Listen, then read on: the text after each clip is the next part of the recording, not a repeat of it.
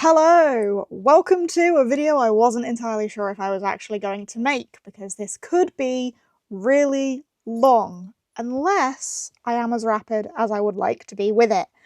Welcome to my October wrap-up. I read 32 books in October. I was tackling my 31 in 31 challenge, 31 books in 31 days, spooky edition, to try and read 31 spooky books in 31 days in October. I did also end up reading a non-spooky book as well for a book club, so I've ended up reading 32 books, and I'm going to do a wrap-up of them. It feels like I should. I did ask if people wanted this or not. If you've watched all of the vlogs, I don't expect you to sit through the wrap-up as well, because you will have already seen all my thoughts on these. But if you just wanted a rundown of everything that I read in October, this is the place to be. I am not going to give you full thoughts, because again, every book has been mentioned in a vlog throughout October. But quick rundown, star rating, general vibe for all 32 books. That's what we're doing. Let's get straight on with it. Book number 1, Nothing But Blackened Teeth by Cassandra Khor.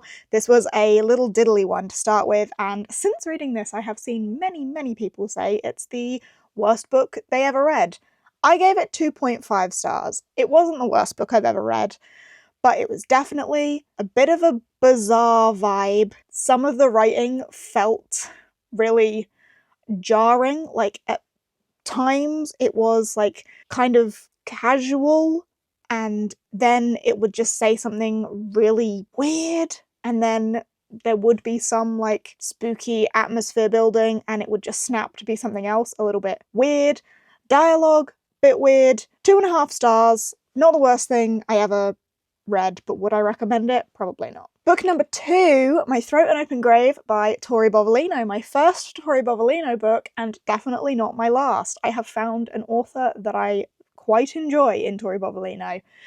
This one I gave a 4 star. I was very pleasantly surprised by this one. I did think it was going to be more horror than it definitely was, and it makes a lot of sense to me now how, when I said I was going to be reading this one, people were saying it's not like typical horror, it kind of leans a bit more fantasy, and it definitely does. I see that, but I very much enjoyed. There was some darker themes with this one, so I would check out the trigger warnings if you're thinking of picking this one up, particularly around pregnancy and children. I was pleasantly surprised. I enjoyed this, and it definitely has started something for me reading more Tori Bovolino books. Number 3, The Butcher of the Forest by Premi Mohammed. This one also got 4 stars from me. I very much enjoyed. A littler book, similar in theme to My Throat an Open Grave, in that there is a forest that you are not supposed to go in. It is a dangerous forest. Some children are taken into the forest and a character has to go in kind of against their will to try and rescue the children. This one took it in a much more like typical horror sort of way. Like, it was a bit more gruesome, a bit more threatening. However, this one is listed more as fantasy, and My Throat an Open Grave is listed more as horror. So interesting to see that genre distinction, or lack of. Bit confusing, but I very much enjoyed this one. If anything, I wanted this to be bigger. I wanted more of this, but 4 stars. I enjoyed a lot. Next up, I have The Eyes Are the Best Part by Monica Kim. I thought this book was going to make me feel a lot more sick than it did. I thought it was going to be more gruesome than it actually was. Don't get me wrong, it was still a little bit gruesome. There are, of course, some scenes with eyeballs that are a bit bleh, but it was nowhere near as bad as I thought it was going to be. I gave this one 4 stars as well. I had a pleasant time. Pleasant time? Is that the right sort of word to use for this? I became invested in this family. I was intrigued by what was going on with our main character and how she was kind of dealing with this newfound obsession with eyeballs. Essentially, our main characters, mum and dad, are going through separation and divorce. They are a Korean family, and her mum gets a new white boyfriend who kind of has a fetish for their culture, and she becomes a little bit obsessed with his big, bright blue eyes, and how they would taste. Next up was a bit of a reread for me, but The Girl from the Other Side, Volume 1. This one is a manga about a little girl who is on the other side with an outsider who is this weird demonic type creature. If an outsider touches a human, then they are cursed to become an outsider, an other. And our main character, our little girl here, she is living with one of these others, one of these outsiders. Her aunt has abandoned her. She thinks her aunt is coming to get her, but that does not seem to be the case. So why is she special and why is she out there? Bit of a mystery. I gave this one 4 stars. This one was a reread because I had previously read this one and not continued with the series. So I had all intention of reading more of the series this time around. And next up, we have got A Sorceress Comes to Call by T. Kingfisher. Another 4-star. I had a lot of 4-star reads in October. T. Kingfisher is one that you can't really go wrong with. I love some T. Kingfisher. I love the atmosphere that she is able to create. I love the kind of dark whimsy of everything that she creates, and this is no exception to that. Our main character's mother is a sorceress, and her ambition in life is to marry rich, and she wants her daughter to marry rich, marry wealthy, be successful and well off, and she will do it through deception and sorcery if she must. However, the mother is not necessarily the kindest to her daughter and is able to make her obedient, which is pretty much just controlling her mind and body. And she can do that to any living creature to make them perform her will. So she's a powerful woman. And our main character, the daughter, whose name I have actually forgotten, Cordelia, kind of feels like she's in a dangerous position. She doesn't agree with what her mother is doing. I suppose to an extent, trigger warnings for that sort of domestic violence relationship. As someone whose trigger is domestic violence, this one didn't get me so much because there is, although she is her mother, it doesn't feel like a mother-daughter sort of relationship. But yeah, dark content, as always, with T. Kingfisher, but 4 stars. I enjoyed. Next up, we have got The Library at Hellbore by Cassandra Khor.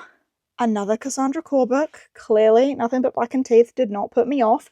And this one was much better. This one I gave 4 stars. The writing made a lot more sense, like it flowed a bit better. It fit the story that we had here. The content of this one, wild. Absolutely wild time. This one follows Alessa, who is kidnapped and taken to Hellbore, which is a school for, let's say, the gifted. And by gifted, I mean people with some dangerous abilities. So the examples it gives are the Antichrists and the Ragnaroks, the World Eaters and Apocalypse Makers. So everyone who attends Hellbore has a world-ending ability, a really dangerous superpower, if you will, whether that be touching something and it dying, having the ability to look at someone and set them aflame, being able to rip the world open, being able to rip people open just by their magic ability. They are dangerous people, and in this world they are supposedly to be rehabilitated into society by going to Hellbore and being educated and able to then go into the normal world and not be a risk. However, the faculty at Hellbore go, I can only say insane, but I don't think it is insane because I think it was intention all along. The faculty go on a ravenous rampage. It gets a little bit cannibalistic. The students end up locked in the library and are kind of given this choice of death one by one in order to try and escape and survive from the library. And it's told in 2 different timelines. We kind of have the present day. The faculty's had their ravenous rampage. We're in the library present day trying to work out how to survive. And then flashbacks to how Alessa got to that point and her journey through Hellbore so far. And then at the end, we get a bit of a curveball in that this whole thing could have been completely fabricated or I don't know, like our narrator's completely unreliable and untrustworthy. It confused me at the end, but I had a good time with this one. I've been rambling for too long about one book. 4 stars. I liked this. I would probably read this one again. Next up is one I'm not going to have as much to say about, and that is Serial Chillers by Jennifer Killick. This is the first middle grade horror of the month, and it kind of fell a bit flat for me. I didn't love this one. It didn't have the atmosphere that I expected from a Jennifer Killick book. I had read her Dreadwood series last Halloween, I believe, last spooky season, and enjoyed that one a lot more, so kind of expected better from this, and didn't get better from this. Not one that I had the best time with, so we'll just move on. And what we're moving on to is more T. Kingfisher. This one got a 3-star from me. This is the 3rd book in the Sworn Soldier series, the first one being What Moves the Dead? What Moves the Dead, and then we've got What Feasts at Night, maybe, and then What Stalks the Deep. So these stories follow Alex Easton? Yes, Alex Easton, who is a sworn soldier, and in each of these books, Alex is requested to go to a specific location, be that at an invite from their friend or an obligation to return to a location, and in each of these locations, something other is happening. Something creepy, something bizarre. And in this one, we have a friend of Alex's cousin goes missing. And by missing, we mean they've gone into the mines and there is something other stalking in the mines. I will say with this one, it's definitely my least favourite of the 3 from this series so far. T. Kingfisher still does atmosphere very well. It's still, like, eerie and a bit unsettling, but I will say this series, like, I think because I knew what to expect and it kind of delivered exactly what I was expecting, it felt a little bit lacking. Like, nothing about this one excited me in the same way that What Moves the Dead did. And What Moves the Dead is definitely my favourite of this series so far. I will continue the Sworn Soldier series, but I worry that maybe it's getting a little bit repetitive. We will see. 3 stars. Next up, we moved on to Murder at the Black Cat Cafe. This is a classic Japanese translated crime novel. It may be part of like a bigger series actually of crime novels. Looking at my story graph over here, it is Detective Kosuke Kindaichi number 7, maybe. But this is like this was first published in like I can tell you when, 1947, because it's up on my screen. First published in 1947. So a classic translated Japanese crime murder mystery, and it is a faceless corpse story. I didn't love this. I gave it 3 stars. It was fine. I don't know if like detective murder mystery sort of stories are necessarily for me, or maybe just this one particular wasn't for me, but we have a murder at the Black Cat Cafe. The Black Cat Cafe is a brothel. The family that lived there before have mysteriously moved away. A monk is seen digging a hole, and in digging that hole digs up a body with a faceless corpse and the body of a black cat. The mystery unfolds. I won't tell you any more than that. I just didn't love it. I don't know if I would read more from this author, more from this genre. I'm really not sure. But 3 stars. Next up, we have one that did very pleasantly surprise me in The Ghosts of Merry Hall by Heather Davey. A ghost story. A very typical ghost story in a weird house that is behaving strangely. We have our main character, Nell. Is her name Nell? Her name is Nell. Well remembered. We have our main character, Nell, who has separated from her partner, and her daughter are struggling to get by. Her daughter seems to hate her for everything that's going on in their life.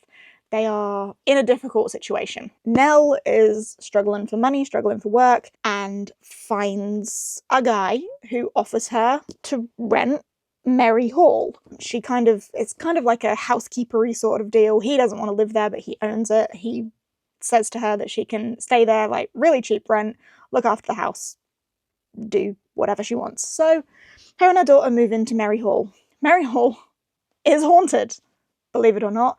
And we also then follow the story of Dolly. And Dolly used to live in Merry Hall. Dolly was a showgirl, Dolly was a dancer, Dolly was beautiful, and Dolly was manipulated and abused and eventually murdered in Merry Hall. And we see Dolly's story and how Dolly's story then brings us to Nell's story, and it all, yeah, comes together. This one has stuck with me. Like, Dolly's story has stuck with me. I really enjoyed this one. Towards the end, when, like, the hauntings are doing haunting things, I was so in this. I loved this book. 4 stars. Next up, we had an ebook. I read Come Closer by Sarah Gran. I read this one on my Kindle. This is, again, a very little one. Page-wise, we're under 200 pages on this one, so a little spooky novella. I did not know going into this one that it was a possession story, and I think I'm glad I didn't know that, because as it was happening, I was really, like, intrigued. I was really baffled and confused about what was happening to our main character in this and why she was behaving the way she was behaving. And clearly something bizarre was happening to her, and she was, like, having these blackout moments and then realizing, like, horrible things are happening around her. It was really intriguing. And it all starts off with her hearing, like, a scratching in the apartment, and the scratching on the walls kind of, like, getting into her head, and it was funky, fun. I liked it. I gave it 4 stars. Next up, I tried out another middle grade one, and I read The House Trap by Emma Reed. I liked this one better than the previous middle grade one that I read. However, I still have only given it 3.5 stars, which isn't a bad rating. I'm definitely just struggling with middle grade more so these days. I should probably do, like, a big old cull of my middle grades and just separate myself from it. But I'm still determined to find good ones. And this one was good. 3.5 star.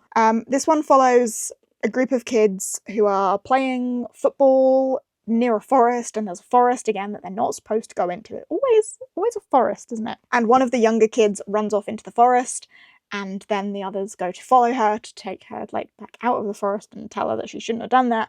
And they find a house, and they think that Amity, the young girl, has gone into the house, so they follow her into the house, and then they realize it was a house trap, and this trap of a house is haunted, and it is a bit of a puzzle, and they have to work out the puzzle through the levels of the house in order to work out the mystery of the house, and then how they can escape from the house.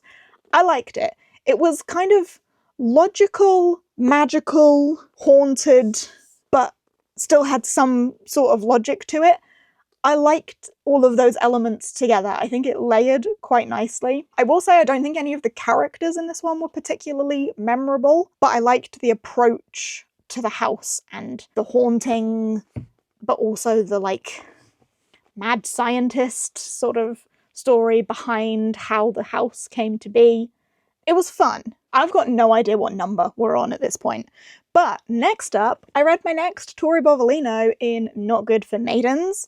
This is a Goblin Market story. This one took me a little bit to get into. I think to start with, the characters confused me a little bit, because we have a mother and daughter, and then the mother's 2 sisters, but one of those sisters is closer in age to the daughter, and I was getting a bit confused about who is who. Like, sometimes because the mum was referred to as mum and also referred to by name from some of the other characters, and I was just getting a little bit confused about who was who to start with. That definitely did iron out, and I was able to understand it all a little bit more in the end. But a Goblin Market story. Our characters in this one are witches and goblins have some sort of treaty. The witches are not supposed to be able to go to the Goblin Market. However, one of our witchy main characters is kidnapped and taken against her will to the Goblin Market,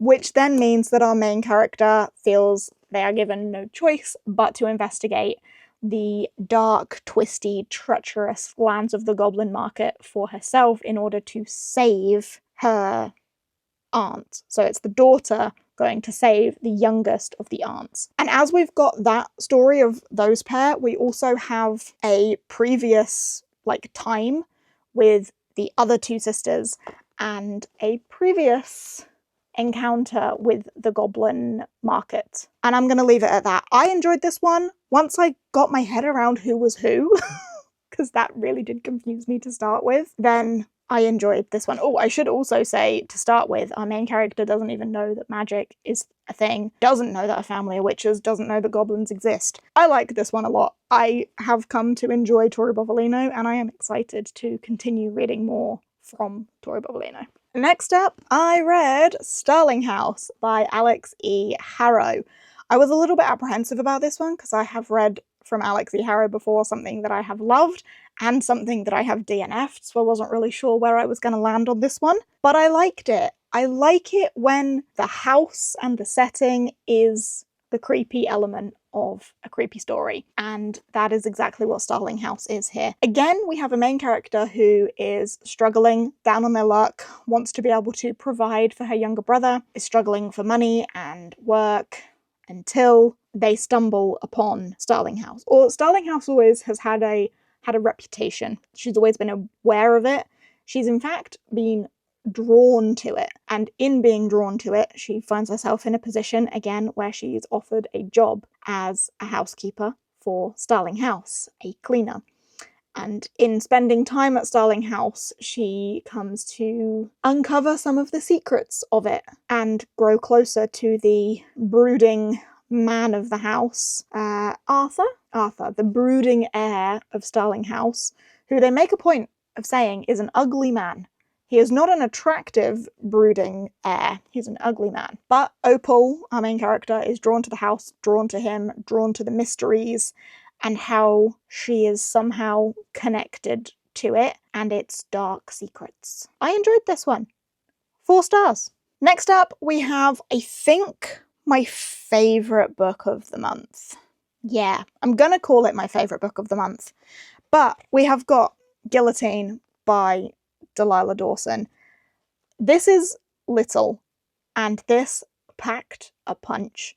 This threw a slap. This stabbed a knife. This did so much, and I had such a fun, outrageously fun time with this one, despite the fact that it is obviously a gory horror. This one follows Des? Yes, Des. Des wants to become a fashion designer. Des looks up to this woman, who is a famous fashion designer, and Des happens to know her kind of sleazy son, the youngest son of the family, and she knows how to play her cards to start hooking up with this guy and find herself invited to a family holiday on their private island. And she gets the private island and everything's really weird.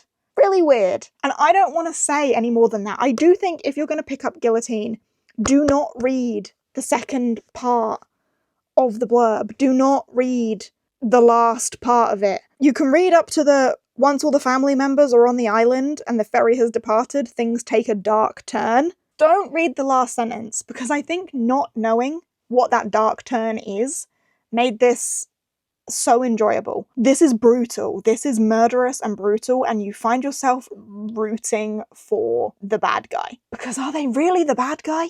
But you find yourself cheering on the killer, and that seems complicated, right? But there is something about this. There is so much female rage, but also just horrible brutality. Don't get me wrong, there are some things and you're like, oh man, did they have to do that? But this was fun. Outrageously fun. I recommend 5 stars, by the way. Favourite of the month. I will read this again. For definite. Next up, I read The Night Guest. I don't own this book because I read this one whilst I was at Steph's, so I read her copy of it. And this one, I think in the vlog when I read this, I said, this one was good until it wasn't, and I stand by that. I was really intrigued by this one. It follows a woman who is tired, so tired, tired to her core. She wakes up thinking that she's run a marathon in her sleep. Like, she wakes up from sleep and is just not rested. So she goes to the doctor, and there's nothing wrong with her. And she has tests done, and there's nothing wrong with her. And then one night she falls asleep with a smartwatch on that, like, tracks her steps. And she wakes up the next morning to discover that she's done 44,000 steps in her sleep. So she sets up some cameras around her house to work out what she's doing in her sleep. Therein lies the mystery. Does she follow the steps in her conscious waking days to find out what she's doing in her sleep? Should she? Meh. I was intrigued until the end, when it's kind of open-ended and I can't really explain my full thoughts without massively spoiling things, but I was very unsatisfied with the ending. Let's just leave it at that. I gave it 3 stars because I was still, like, rapidly flipping through that book, but the end definitely let it down for me. And then next up, I read another middle grade. When Will I Learn? Again, I gave this one 3.5 stars, and it is Shadow Hall Academy and The Whispering Walls by Phil Hicks. I have read Phil Hicks' other middle grade horrors, the Evelyn Jones series, and I very much enjoyed those. So I had high hopes for the Shadow Hall Academy book. Steph really liked it. Steph said it was proper creepy.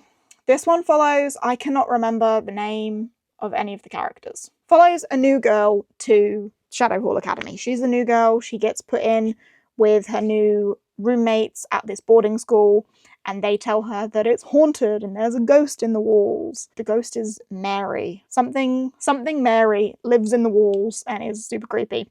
And she's just like, you're playing a prank on the new girl. Don't believe you. I'm not scared. Meh. Until noises start happening in the walls and she sees a figure in the walls, and then they discover some history about some disappearances on the school land, and the hauntings make a lot more sense, and they kind of investigate the hauntings in the school. I would say, of the 3 middle grades I've read this month, this one, in hindsight, was probably my favourite, but 3.5 stars, and I'm still back in my middle grade, just doesn't do the same thing for me that it used to.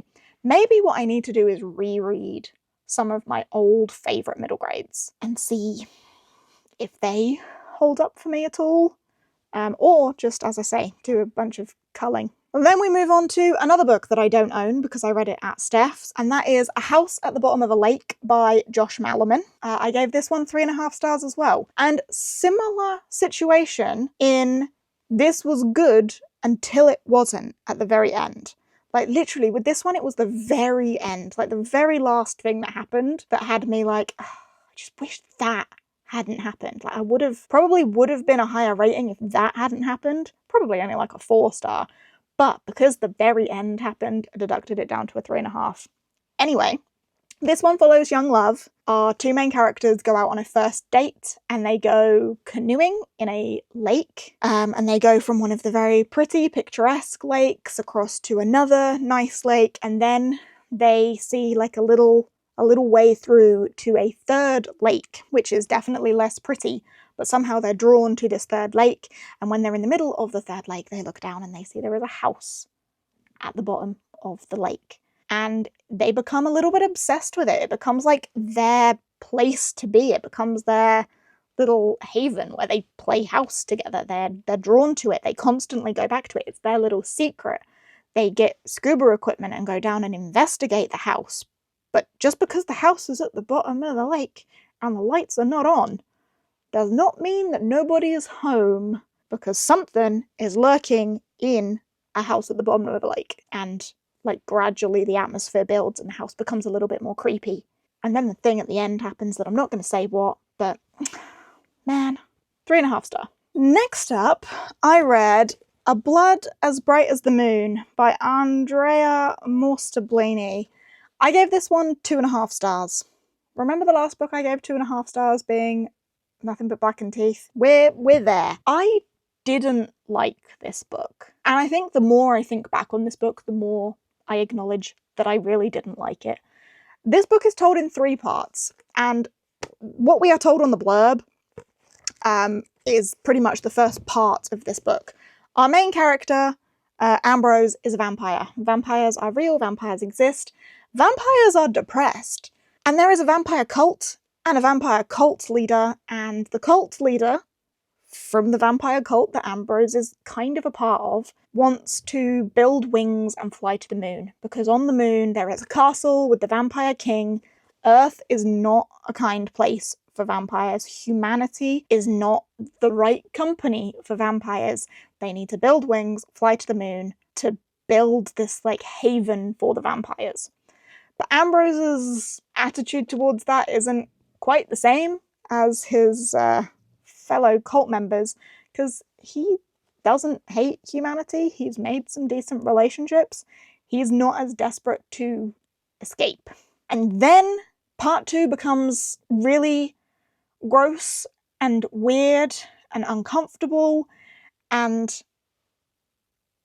there's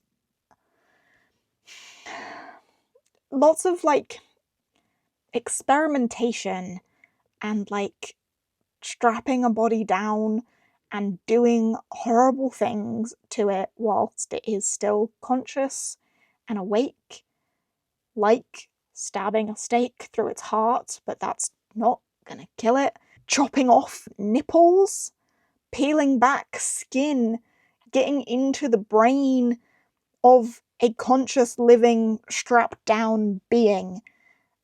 It's very weird, uncomfortable experimentation, and the whole vibe, like everything about this book is told in such a like low, depressing, desperate sort of tone, which I mean, I suppose I get.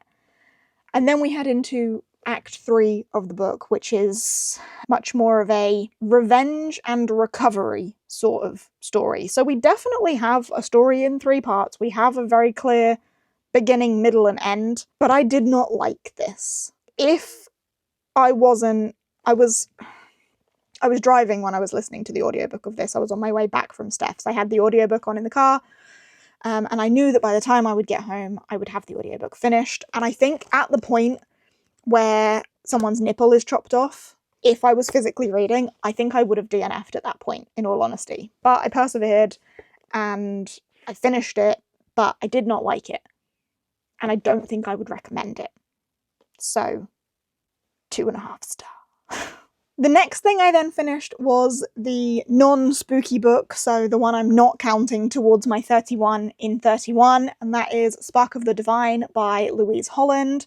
This is a self-pub fantasy novel that I very much enjoyed, and it felt very classic fantasy. We have a band of adventurers, we have our healer, we have our sharpshooter, we have a goblin, we have a realm shifter, we have gods falling from the skies, we have political plots, we have the such typical wonderful fantasy settings of the keep and the castle and the tavern and the villagers and the battles happening on the borders of forests, and it was just so like classically wonderfully fantasy, and I really enjoyed that. And I had a very pleasant time with this story. It follows, as I say, this band of adventurers, or mercenaries, I suppose. They are kind of for hire. And one of them has a connection to a god, and this god falls from the sky, and this god's power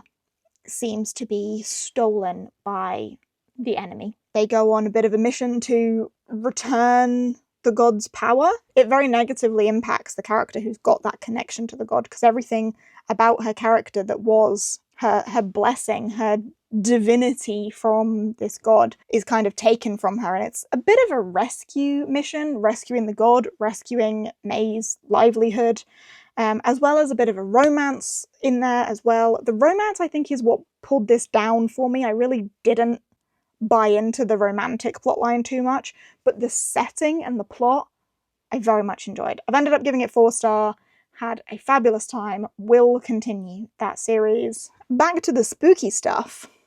The next one I read was Strange Houses by Uketsu.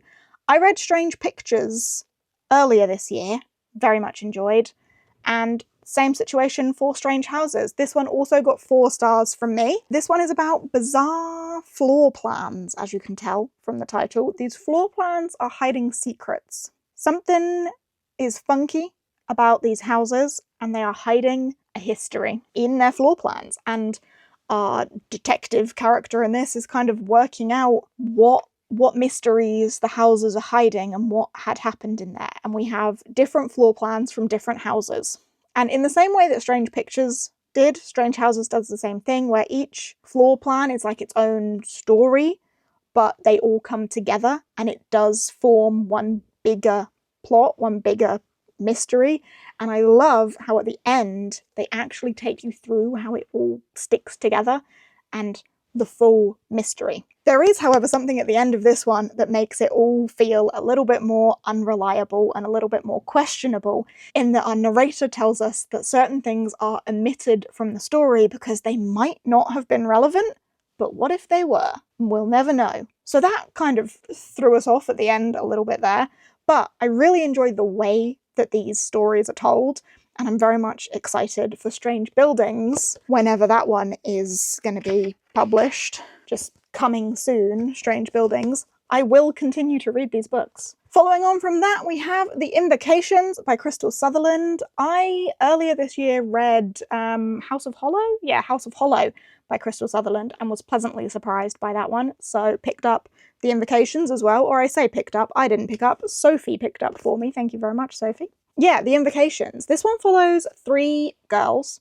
3 different witches, and they each have a bit of a problem. Zara's sister has been murdered, and instead of grieving her sister, she is determined to bring her back to life. So Zara's whole purpose is raising the dead. She wants to bring her sister back. Jude is a very privileged, rich girl who's kind of been shunned by her family, but she still has the privilege of the wealth. But she is cursed. Her soul has been tethered to a demon that is slowly killing her, and she needs to be able to remove that connection. And then Emma is haunted. She is haunted by many, many ghosts, and she has an awful lot of knowledge that both Zara and Jude need. So each of their, dark stories pulls them all together and takes them in the direction of another murdered woman and more murdered women who are witches, and it's all tied into the occult, and they kind of become a murder mystery gang trying to find this supernatural killer that could help to solve their problems, kind of. And they obviously have to find this supernatural murderer before they themselves are murdered, because they are also witches and into the occult and clearly on this guy's hit list. Yeah, I liked this. I liked the atmosphere. I liked the mystery. There were moments in this that very much took me by surprise. I was like, oh my god, whilst reading this. I enjoyed. Solid 4-star. I have been talking for so long. We are getting there, I promise. The next one I read is The Devouring Light, and I am still absolutely mind blown at the fact that this is a children's book. I do think by children's it means YA, but I was listening to the audiobook of this one whilst building Lego. Had a very fun time doing that. And then at the end of the audiobook it said, "Thank you for listening to this Harper children's production," and I was like, you what? This was gross. This is a horror following a couple of rock bands, and they're going to a show. One of their tour buses breaks down and they kind of bump into this creepy guy in a service station, and then the other band comes by, picks them up, takes them along on their way. We have Hayden and Deacon, who are rival artists, but they pick them up to share a tour bus to get to the destination. And then there is a horrific car accident on the way.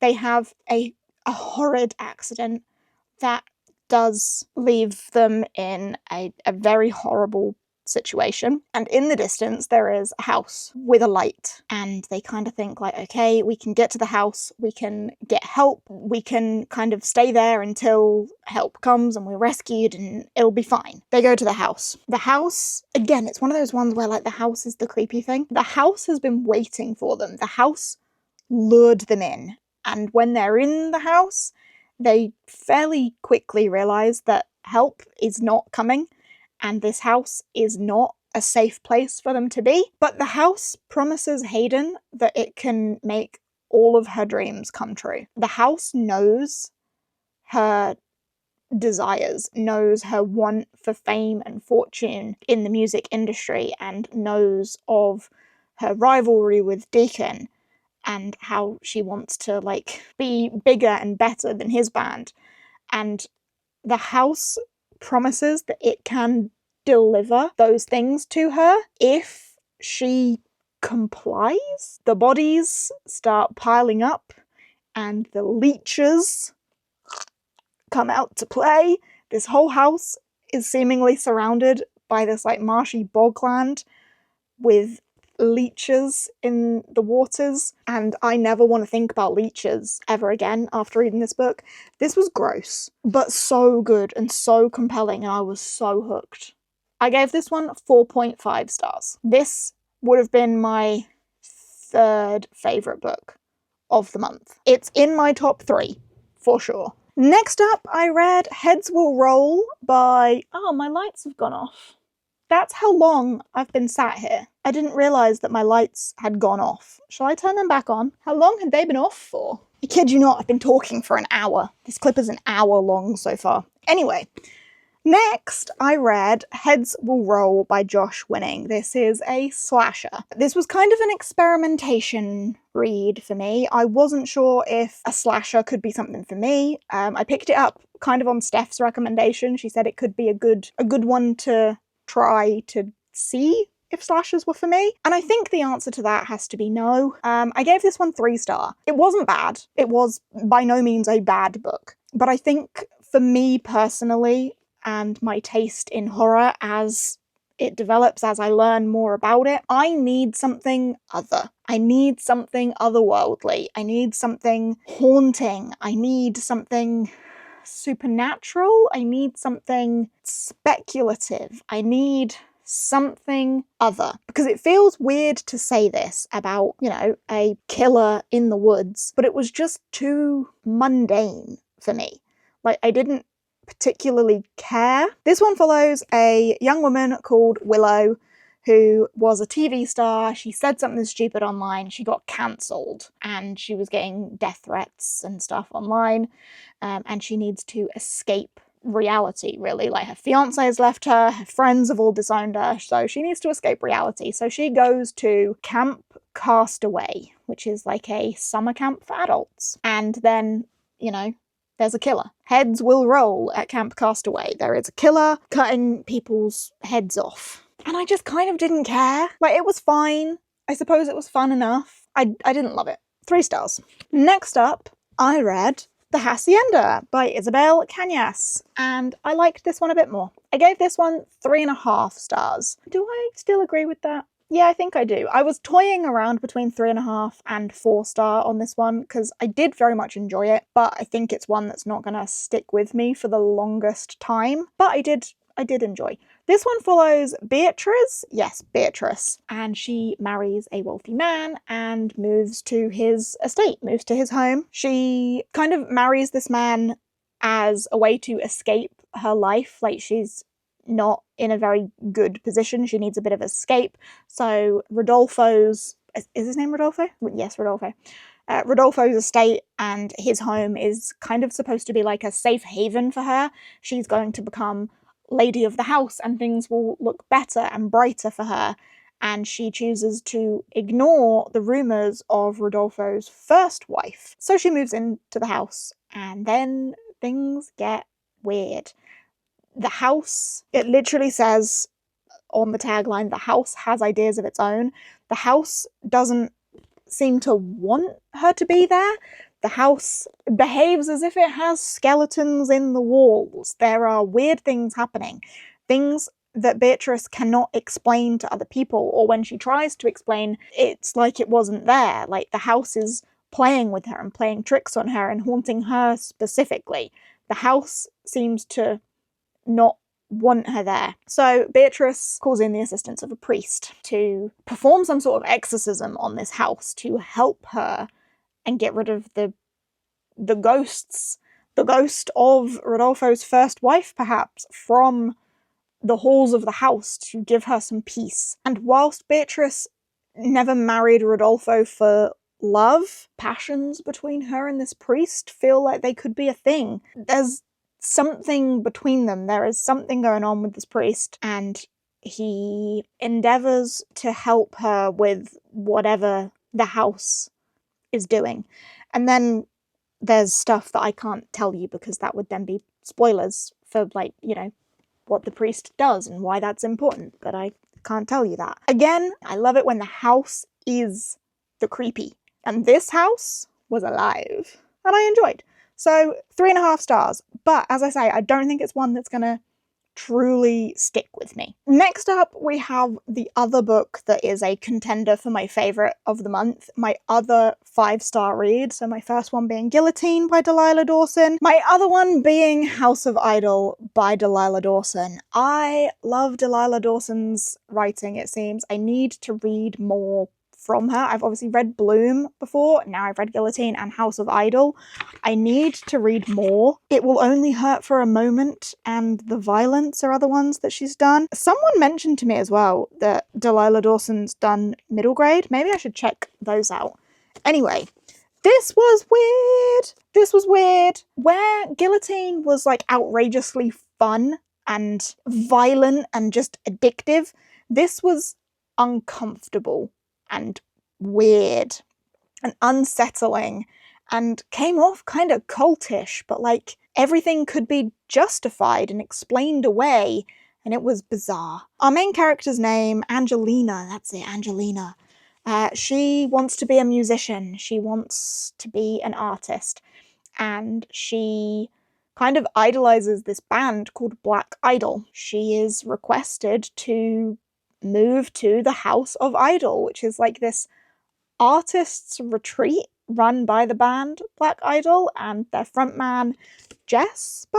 Yes, Jesper Idol. They kind of just pick her up off the streets and kind of offer her a life that seems far too good to be true. She doesn't need to pay anything. She doesn't need to really do anything or owe anyone anything. She just needs to agree to become part of the House of Idol. She can work on her music. The band are there to support her. There's a whole community element to it. They help writers and painters and musicians and anyone who wants to create. They create this idyllic haven for them to be and be together where they could want for nothing. Everything is provided for them. And it comes off kind of culty. And there's a lot of bizarre things that happen that are then kind of just logically explained away, and it's kind of gaslighty, and you're like, why am I so uncomfortable?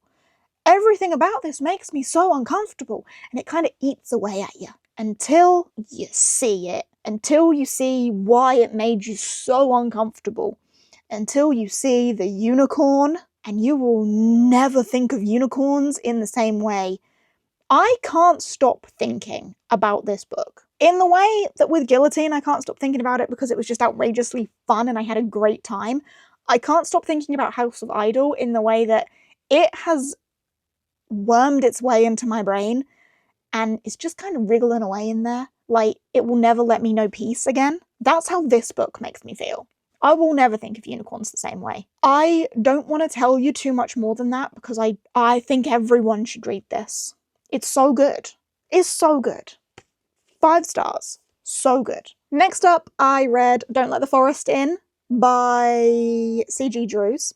I read this one on my Kindle, and I was pleasantly surprised by this one. I wasn't too sure, because again, I know it's children's, a YA, but it was pretty violent, and I am clearly learning that YA horror can be pretty gross and pretty violent, but this one was also, like, beautiful. Like, the forest was beautiful and very atmospheric, and also deliciously awful. This one follows 2 boys. I cannot remember their names. I'm so sorry. I don't own it physically, so I can't even, like, check the blurb. But this follows 2 boys, and one of them is called Adam, I believe. Adam and Thomas, maybe?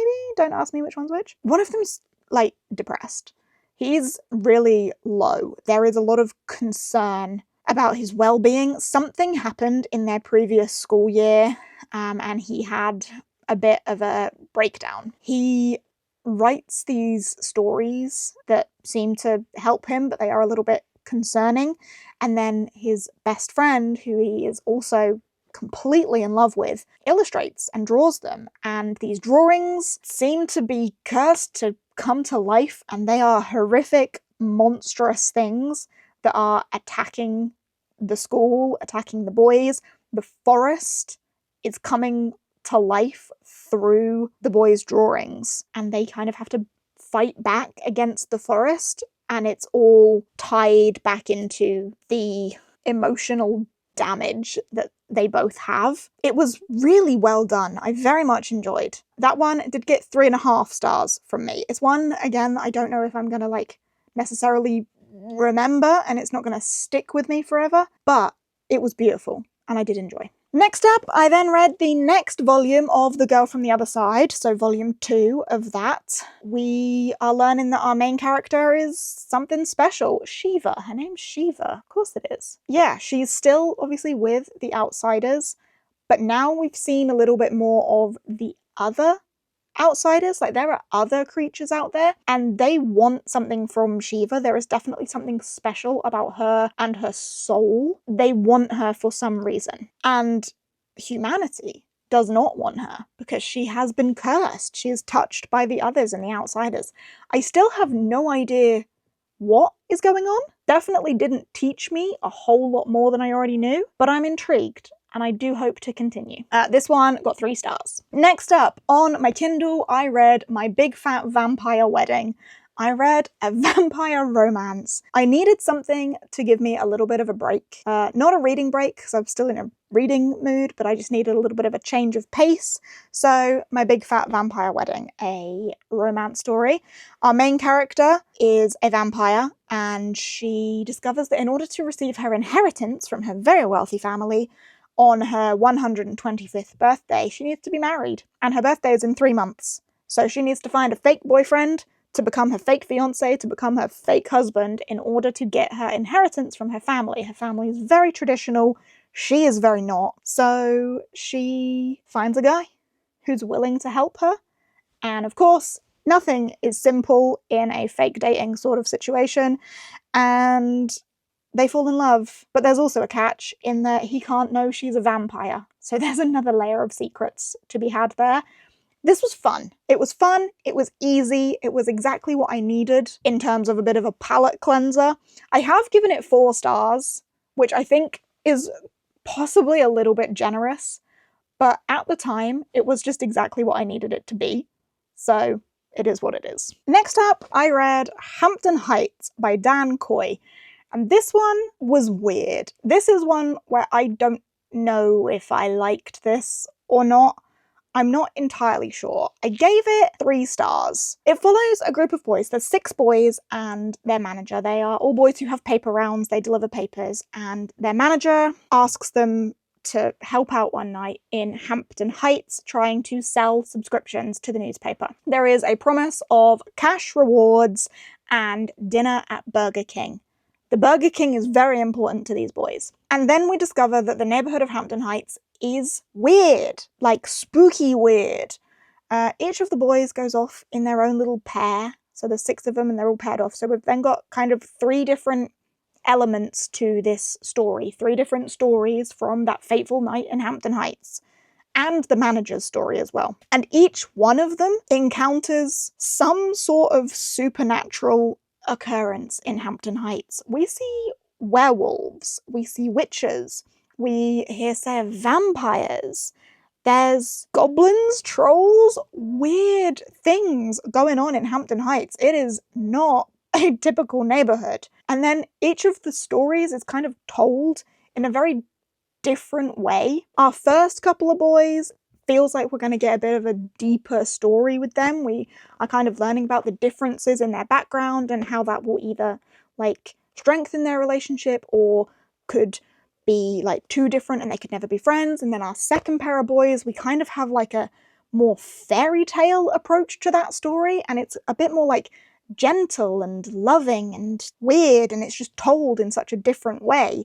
And then our third set of boys have this really weird, like, dungeon adventure sort of thing. It's really bizarre, but I don't know that I liked it. So 3-star, and I am unsure. And then finally, the last book that I read in October, I'm so excited to stop talking, is All the Devils by Caitlin Wilson. And unfortunately, we ended on a low note. I gave this one 2.5 star. Where with some of the other books this month, I have been saying maybe YA isn't so bad. Maybe I'm learning that some, like, YA creepy, YA atmospheric, YA horror could actually be really good. And then I read this one and it kind of reminded me why I don't love YA as much as I used to. This one follows Andy, and Andy's sister Violet has passed away. However, at Violet's funeral, Andy sees the body of her sister and realizes that the body in that coffin is not her sister. So where is her sister? Because she's not dead. So Andy goes to the school that Violet went to and kind of starts investigating where her sister could be, what has happened to her sister, and learns that she was involved in some occult shit. And it literally says on here, some academies are dark and some are deadly. It's a dark academia, occult, witchy, culty, demonic sort of situation, and I just didn't like it.